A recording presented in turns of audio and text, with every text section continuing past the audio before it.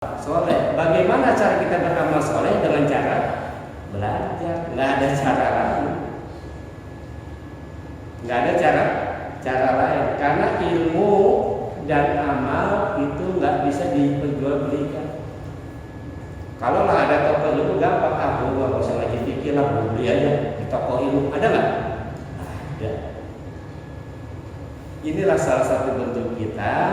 Makanya Allah kasih reward buat orang-orang yang mau memperbaiki ibadahnya, memperbaiki imannya, memperbaiki ketakwanya. Bagi orang yang mencari ilmu, Allah kasih rewardnya sangat besar. Antara lain, Allah akan berikan ampunan, malaikat akan meminta ampun kepada orang tersebut. Ya, sejak kita duduk nih sekarang, itu mereka tuh semua ampun, Allah maafkan keluarga, ya Allah ampuni Hamid dan sayangi dia terus, nggak putus-putus malaikat mendoakan Pak Hamid sampai selesai kepada dia.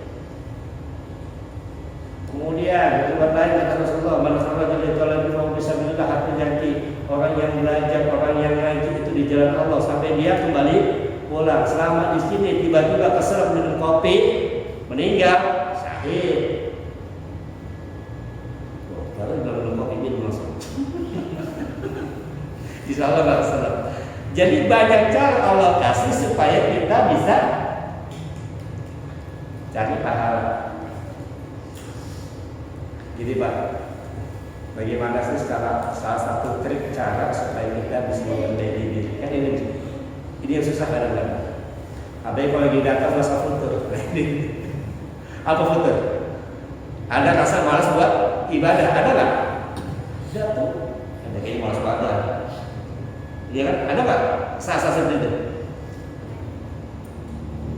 Kemarin waktu saya buka bahasa saya nemu foto. Jadi kadang kita nggak bayangin ketika kita tidur bisa menjamin kan kita bangun lagi. Kita tidur di malam, ada jaminan nggak kita bakal bangun pagi-pagi? Coba bayangin itu. Ketika kita tidur kita nggak bangun lagi, kira-kira udah siap? Tiba-tiba kita lihat ke badan kita gitu kan, kita tidak nggak ada yang dengar. Karena apa? Kita sudah meninggal. Karena mereka yang meninggal itu juga nggak nyangka Pak. Kalau biasanya mau mati itu nggak ada yang nyangka.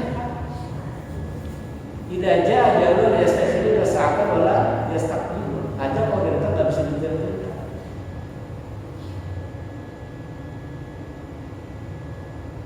Kita persiapkan diri kita. Bayangin kalau dari besok kita ternyata nggak bangun lagi. Mungkin nggak? Mungkin banget. Kita tidur, kita tahu, kita lihat diri kita ada di tempat tidur lagi mana? Kita teriak-teriak diri kita pagi-pagi yang ada diri kita. Yang ada kita lihat diri kita lagi nangis di depan tubuh kita. Ternyata kita sudah nggak ada di situ. Ternyata kita sudah meninggal. Kalau sudah begitu, apa yang akan kita lakukan? Mau balik lagi? Udah nggak bisa. Udah nggak bisa. Dan kita lihat tuh badan kita dimandi, badan kita dibungkus. Mau trek udah nggak bisa, mau balik udah nggak bisa. Sementara masih banyak hal-hal yang belum kita beresin. Utang kita belum lunas, sama siapa kita belum minta maaf, sama tetangga kita masih marah. Makanya orang semakin dekat mati, harus semakin dekat. Setiap kita pasti akan, karena syarat mati nggak harus tua, syarat mati nggak harus sakit. Tanya, ada nggak orang yang dia siap mati?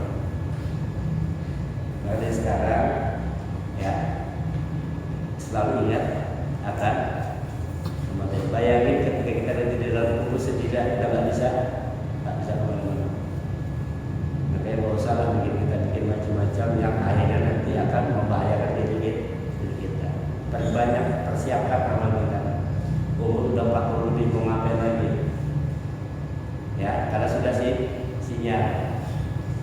Nabi Musa gitu. Ya Rob, kasih tahu saya dong kalau saya mau dipanggil, kalau saya mau meninggal. Kata Allah, nah, emang nggak tahu. Nah, kenapa? Nah itu setiap kali Israel datang ketuk pintu, assalamualaikum, itu ubah dulu satu. Israel datang ubah dulu satu, dan tinggal ngacak makin depan tuh. Kenapa ubah dulu? Semakin banyak ubah yang menunggu, berarti semakin sering Israel datang. Itu bahasa biasa. Ya. Siapa dari kita? Nah, kita akan bahas nih apa yang kita persiapkan ketika kita akan menghadapi kematian. Karena ujung dari kehidupan ini adalah kematian. Ingat, hidup hanya sekali, hiduplah berarti. Mati hanya sekali, pandai-pandailah membekali hidup. Kalau ingin selamat, luruskan niat, kejar akhirat. Insya Allah dunia dah. Udah fokusin buat ibadah dulu. Kita kerja buat menggulung kewajiban kita sebagai seorang suami, kita kerja buat menggulung kita sebagai kewajiban seorang ayah. Cari nafkah, satu tetes keringat menghapus dosa. Selama manusia sedang jihad jalan Allah, itu mencari nafkah pekerjaan itu adalah jihad. Selama kita keluar dari rumah untuk bekerja, niatkan ibadah kepada Allah, kita sedang jihad fisabilillah. Kalaupun kita di tengah jalan tabrakan apa yang kita nggak tahu, kita meninggal dunia, kita dalam kondisi syahid, niatin buat ibadah. Nggak ada yang sia-sia kalau orang beriman kepada Allah. Niatin karena Allah, ibadah. Insya Allah apapun aktivitas kita sama 24 jam itu akan menjadi ibadah di mata Allah Subhanahu wa Ta'ala.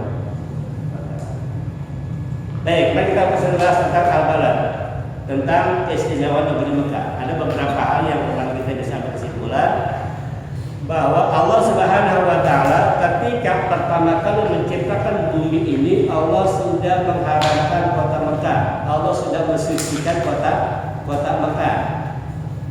Pertama kali sejak Allah menciptakan bumi, khusus kota Mekah, Allah sudah sucikan. Tidak boleh ada pertumpahan darah, tidak boleh pohon-pohon dicabut, tidak boleh ada binatang dibunuh di situ. Itu Allah sudah tetapkan. Makanya Mekah adalah tanah haram. Ya, nah kalau kita haji, itu ada pantangan-pantangan ketika kita sedang berada di Mekah. Nah kemudian Allah itu kalau bersuka kepada sesuatu pasti ada sesuatu yang istimewa. Karena gini, ketika kita dengar kata Mekah, yang kebayang di kita apa? Haji. Apa lagi? Ketika kita dengar kata kota Mekah, yang kebayang di kita apa? Ka'bah. Suci. Beda kalau kita bayangkan Bali, Hawaii, yang kebayang apa? Berjemur, yang jemuran pokoknya. Kalau yang Allah bersuka, ya, dengan atas nama dari Mekah, karena Mekah sejak awal memang sudah Allah sucikan. Nah kalau Madinah itu disucikan oleh Rasulullah, maka di Arab Saudi itu tidak semuanya tanah suci. Yang perlu dipahami nih, yang tanah suci cuma Mekah sama Madinah doang, kota Mekah dan kota Madinah. Adapun kota lain nggak disucikan, bebas. Makanya ketika nanti kita ke Saudi, kita landing di Jeddah. Jeddah itu bukan kota suci. Makanya jangan aneh kalau nanti di Jeddah itu kita akan lihat wanita tidak berjilbab, wanita pakai tank top. Di mana? Di Arab. Bahkan di Jeddah itu ada laut namanya Laut Merah. Jadi dibuka pantainya itu, bukan di situ banyak orang pada pakai bikini di Arab. Karena itu kota Jeddah itu bukan kota suci, sama aja dengan kita sahabat. Begitu masuk kota Mekah harus menggunakan khusus, ya khusus. Kemudian kalau di Mekah juga siaran televisi itu nggak bisa semua ditangkap, Pak, di blok. Begitu masuk kota Jeddah udah bebas, bebas. Sama dengan Jakarta, geser sedikit ke Bekasi udah beda lagi. Yang suci nih, kita analogikan, yang suci hanya Jakarta.